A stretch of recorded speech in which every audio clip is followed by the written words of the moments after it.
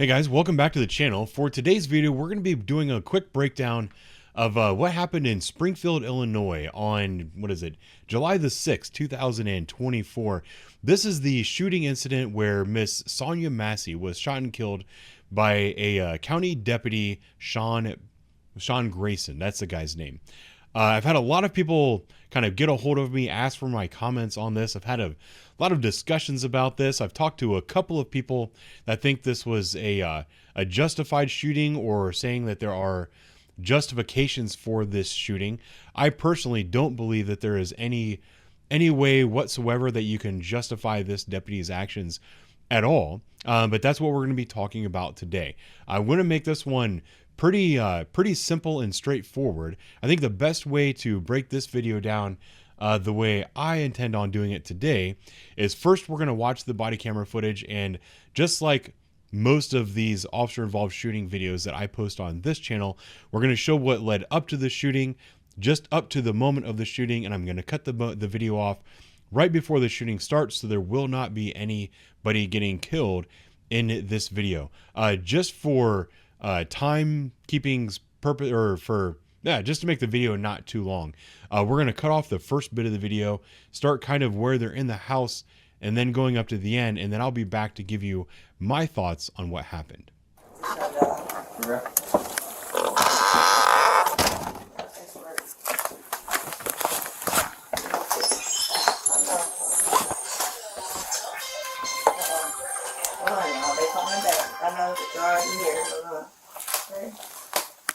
Hello? Yeah, I need, I got the sheriff department here, but I was calling for help from y'all. Okay, are you there with the... They're here in my house right now. Okay, I'll let you go and you talk to them. No, hold on, wait a second, sir. You can hang up, Codwell, if you like. For what? You're there with the deputy, correct? No, hold on, okay?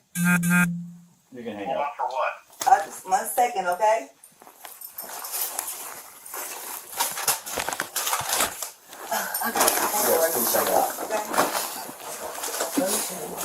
Okay. What's up? I got some paperwork. Can you grab that Bible, please? Yeah. Hey, I just need your name so we can get out of here. Was there any damage previous to your car? Previous, yeah, it was. Okay, what was the damage? A dent, I believe. What about windows? Oh, it was something that happened earlier. Okay, perfect. What is your last name?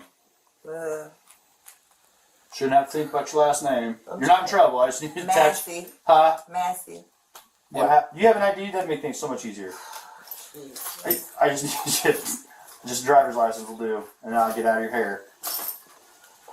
I want to show y'all my paperwork. I will get your paperwork. What paperwork? Okay. I got some paperwork. Well, just get your ID real quick. Well, let's get your ID first, and then... One task at a time here. Okay. Let me Here, grab your ID for me. Hold on. Okay. Your ID. One task at a time. So let's do an ID, and then you can dig around for your paperwork. I don't know where my ID is. You see in that stack right there, maybe? Okay. 1 second. Just check on her. Let me get this. No, we don't need a fire while we're here. Right. Okay. Let me see. Okay. Where you going? Huh? Where you going? Away from your hot steaming water. Away from my hot steaming water? Yeah. Oh, I would rebuke you in the name of Jesus. Huh? Rebuke you in the name of You better fucking not. I swear to God, I'll fucking shoot you right in your fucking face. Alright. Okay, I'm sorry. Drop the fucking pot! Drop the fucking pot! Drop! Alrighty, so here are my thoughts on the Sonya Massey shooting.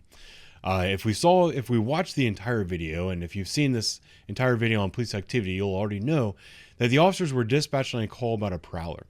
Miss Massey called 911 because she believed somebody was outside. The officers responded to her home, walked around the outside, didn't see anything unusual, knocked on the door for several minutes, attempted callbacks for several minutes, could hear her phone ringing in the house, could hear her walking around, could hear her talking, and for some reason she wasn't coming to the door. They were considering actually leaving when finally she came to the door. What they found when they met her at the door was somebody who was very clearly, to me, suffering from some kind of mental health crisis. I don't know what her mental health history is, but clearly on this particular night, there was something wrong with her where her neurons in her brain were not firing in the proper sequence and order. The officers, I believe, recognized that as well and said, before we leave, we'd like to get your information so we can at least document who we spoke to. I'm going to give them the benefit of the doubt for why they were asking for this information. They might have been asking because they're hoping she had warrants and they wanted to see if they could take her to jail. But if this were me in this situation, I would be gathering her information so I could complete a mental health contact form. At my agency, when we fill out a mental health contact, there's a specialty unit that reads through all of those, and they do follow-ups. They look and see if those people are linked with mental health services, all of that stuff. And if they believe it's necessary, they'll go out and visit that person and try to make sure that they're okay, make sure that they are appropriately linked with services, make sure that they're taking their medications and all that kind of stuff like they're supposed to be. So the officers go into the house and they're trying to get her information.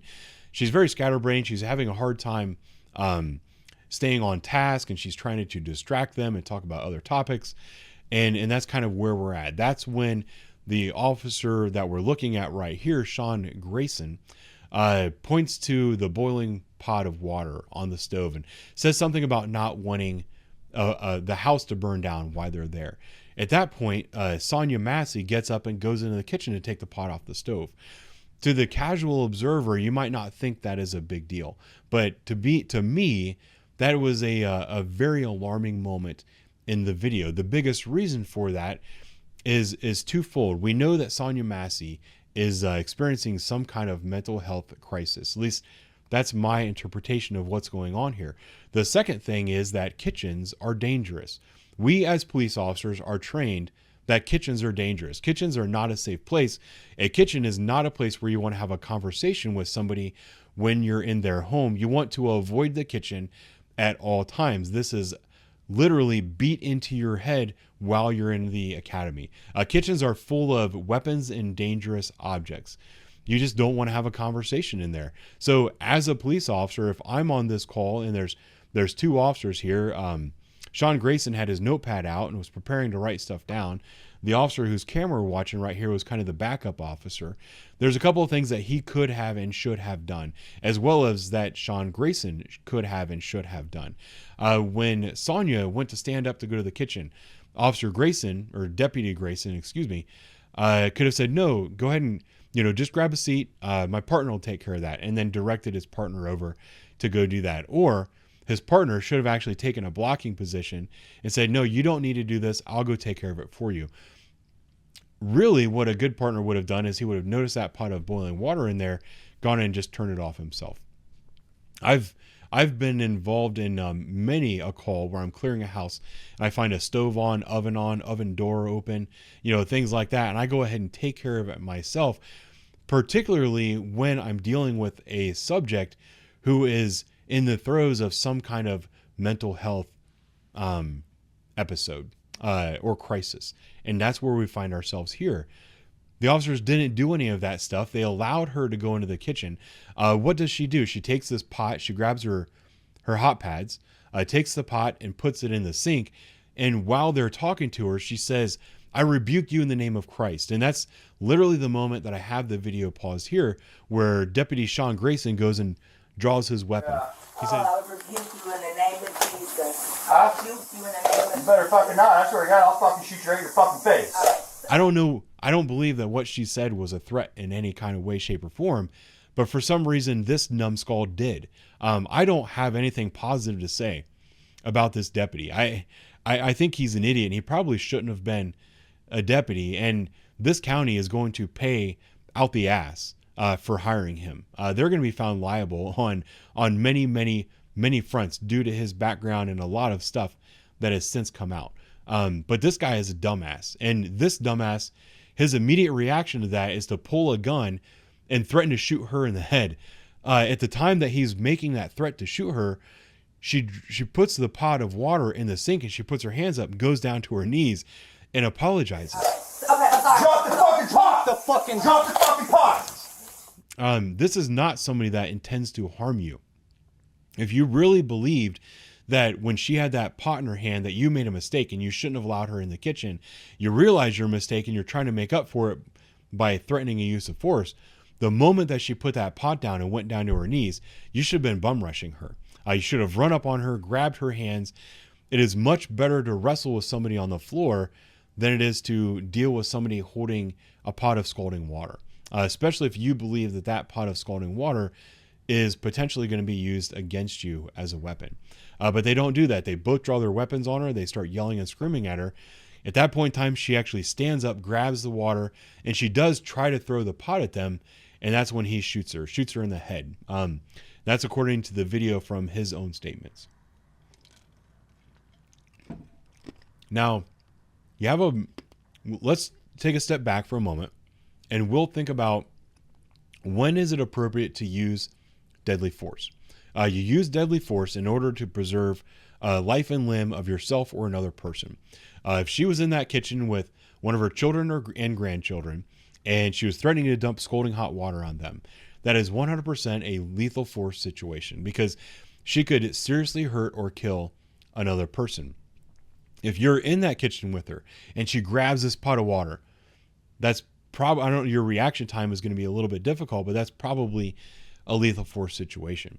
Some of the factors that come into whether or not deadly force is appropriate is time, distance, opportunity.